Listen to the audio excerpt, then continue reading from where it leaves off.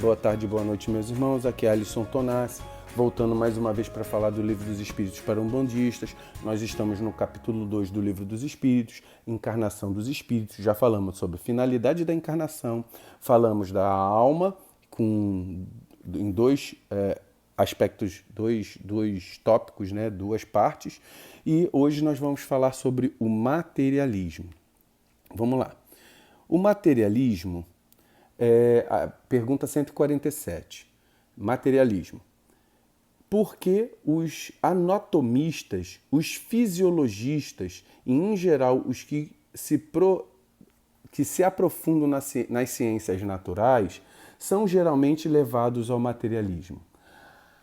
Aí ele fala o seguinte, a espiritualidade vai responder. O fisiologista refere tudo o que vê. Orgulho dos homens, que tudo creem saber, não admitindo que alguma coisa possa ultrapassar o seu entendimento.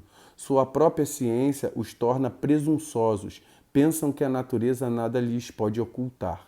Então ele está falando, quer dizer, olha, o pessoal agora está falando particularmente dos médicos, né, anatomistas, fisiologistas, eles estudam o corpo, mas acham que não conseguem, por não conseguir ver, não existe. Então ele fala, isso é presunção. 148. Não é estranho que o materialismo seja uma consequência de estudos que deveriam, ao contrário, mostrar ao homem a superioridade da inteligência que governa o mundo? Deve-se concluir que estes estudos são perigosos? Aí ele está perguntando o seguinte... Poxa, o estudo não devia mostrar a verdade? Então por que está levando os caras para o caminho diferente? Aí a espiritualidade vai responder, não é verdade que o materialismo seja uma consequência desses estudos. É o homem que deles tira uma falsa consequência, pois ele pode abusar de tudo, mesmo das melhores coisas. O nada, aliás, os apavora, mais do que eles se permitem aparentar, e os espíritos fortes são quase sempre mais fanfarrões do que valentes. A maior parte deles são materialistas porque não dispõem de nada para preencher o vazio. Diante desse abismo que se abre ante eles, mostrai-lhes uma tábua de salvação e a ela se agarrarão ansiosamente. Ele está falando, olha, isso é presunção, são mais... pessoas infantilizadas porque eles acham que são valentões e muitas vezes eles são mais fanfarrões. Aí Kardec dá uma nota. Por uma aberração da inteligência, há pessoas que não veem nos seres orgânicos nada mais que a ação da matéria, e a esta atribuem todos os nossos atos. Não veem no corpo humano senão a máquina elétrica. Não estudaram o mecanismo da vida senão no funcionamento dos órgãos. Viram-na extinguir-se, muitas vezes, pela ruptura de um fio, e nada mais perceberam além desse fio. Procuraram descobrir o que restava, e como não encontraram mais do que a matéria inerte, não viram a alma escapar-se e nem puderam pegá-la. Concluíram que tudo estava nas propriedades da matéria e que, portanto, após a morte, o pensamento se reduz ao nada. Triste consequência se assim fosse, porque então o bem e o mal não teriam sentido. O homem estaria certo ao não pensar senão em si mesmo e ao colocar acima de tudo a satisfação dos prazeres materiais. Os laços sociais estariam rompidos e os mais santos afetos destruídos para sempre. Felizmente, essas ideias estão longe de ser generalizadas. Pode-se mesmo dizer que estão muito circunscritas, não constituindo mais do que opiniões individuais, porque, em parte alguma, foram erigidas em doutrina. Uma sociedade fundada sobre essa base traria em si mesma os germes da dissolução e os membros se despedaçariam entre si, como animais ferozes. Então ele está dizendo aqui o seguinte, olha, isso aí não faz parte da composição da humanidade.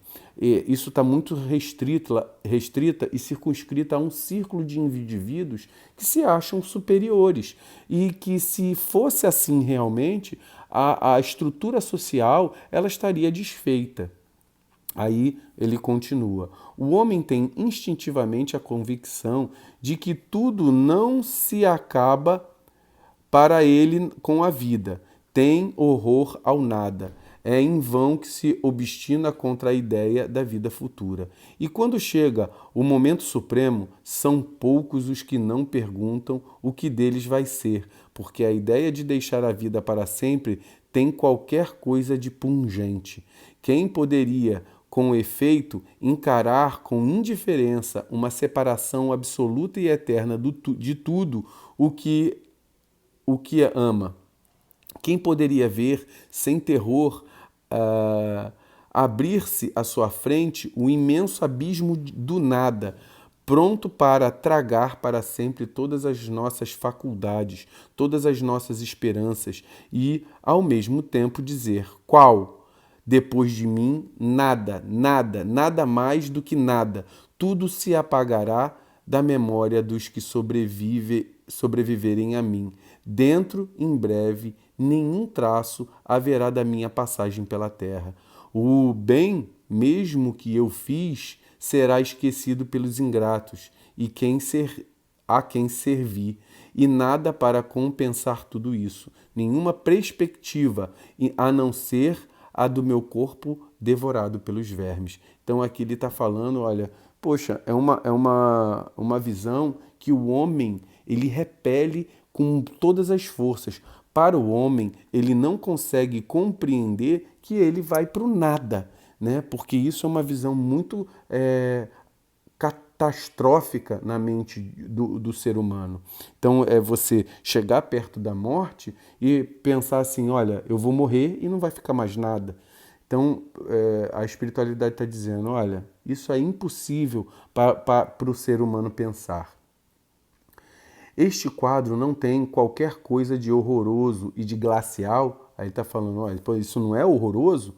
A religião nos ensina que não pode ser assim, e a razão o confirma. Então ele está dizendo, olha, os filósofos falam isso, muitos filósofos falam isso, e a razão confirma. E a religião nos ensina também. Mais uma existência futura, vaga e indefinida, nada tem que satisfaça o nosso amor de positivo. E é isso que, para muitos, engendra a dúvida. Está certo que tenhamos uma alma, mas o que é a nossa alma? Tem ela uma forma, uma aparência? É um ser limitado ou indefinido? Tem alguns que é um sopro de Deus. Dizem alguns que é um sopro de Deus, outros que é uma centelha, outros uma parte do grande todo, o princípio da vida e da inteligência. Mas o que é tudo isso? Mas o que é que tudo isso nos oferece? Desculpa que as letras são pequenininhas, aqui é o tablet da minha filha. Que nos importa ter uma alma, se depois da morte ela se confunde com a imensidade, como as gotas d'água no oceano? A perda de nossa individualidade não é, para nós, o mesmo que o nada?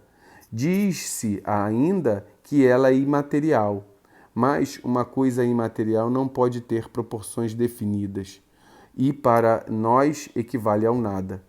A religião nos ensina também que seremos felizes ou desgraçados segundo o bem ou o mal que tenhamos feito. Mas qual é esse bem que nos espera no seio de Deus? É uma beatitude, uma contemplação eterna, sem outra ocupação que a de cantar louvores ao Criador? As chamas do inferno são uma realidade ou apenas um símbolo? A própria Igreja as compreende nesse último sentido. Mas então, que sofrimentos são esses? Onde se encontra o lugar de suplício? Em uma palavra, o que se faz e o que se vê nesse mundo que nos espera a todos. Aí ele faz uma reflexão sobre o que é a vida. Então, se eu morro, realmente a religião me fala que eu vou para o céu ou para o inferno.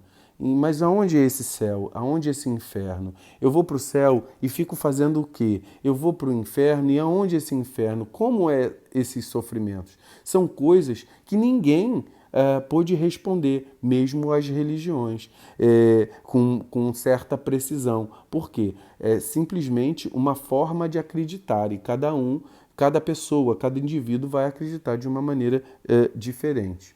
Aí Kardec continua: ninguém costuma se dizer voltou de lá para nos dar conta do que existe. Isto, porém, é um erro.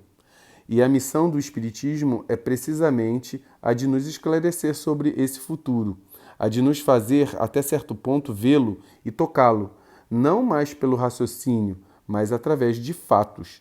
Graças às comunicações espíritas, isto não é mais uma presunção, uma probabilidade sobre a qual cada um pinta a sua vontade, que os poetas embelezam com suas ficções e enfeitam de imagens alegóricas que nos seduzem. É a realidade que nos mostra sua face, porque são os próprios seres do além-túmulo que nos vêm contar a sua situação. Dizem-nos o que fazem, permitir-nos assistir, por assim dizer, a todas as peripécias da sua nova vida, e por esse meio nos mostram a sorte inevitável que nos está reservada, segundo os nossos méritos ou os nossos delitos. Há nisso alguma coisa de antirreligioso? Bem pelo contrário, pois os incrédulos aí encontram a fé, e os tíbios uma renovação do fervor e da confiança. O Espiritismo é o mais poderoso auxiliar da religião. Então, olha o que Kardec fala. Ele fala que, olha só, os espíritos vêm, o Espiritismo vem estudar esses fenômenos. E ele não está colocando que o Espiritismo é a religião que fala as coisas melhores. Ele está dizendo que o Espiritismo é o mais poderoso auxiliar das religiões. E é isso que a gente propõe aqui no Livro dos Espíritos para Umbandistas, meus irmãos. E aí ele continua: e se assim acontece, é porque Deus o permite. E o permite para reanimar as nossas esperanças vacilantes e nos conduzir ao caminho do bem pelas perspectivas do futuro. Então, aqui realmente, Kardec ele se coloca numa posição que ele diz o seguinte: todo o estudo que nós fazemos aqui são estudos para complementar as religiões. Naquela época não tinha Umbanda. Ele queria mostrar para a Igreja Católica que existia uma explicação para determinadas coisas, que a Igreja Católica e a religião da época não podiam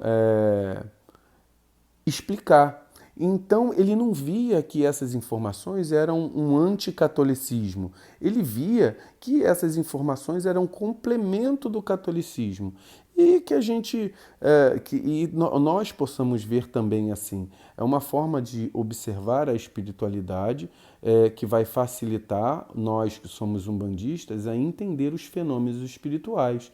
E a gente vai, com essas informações, poder adaptar as questões espirituais que observamos na Umbanda. Muitas vezes mostradas de maneira figurativa. E Kardec ele expõe de uma maneira mais realista do plano espiritual. Né? E nós que somos umbandistas precisamos ainda traduzir muito as figuras de linguagem. Então a gente termina esse capítulo 2 do Livro dos Espíritos e na próxima nós vamos entrar no capítulo na Encarnação dos Espíritos, vamos entrar no capítulo 3, Retorno da vida corpórea à vida espiritual. Né? Então ele basicamente vai falar da morte. Axé, meus irmãos.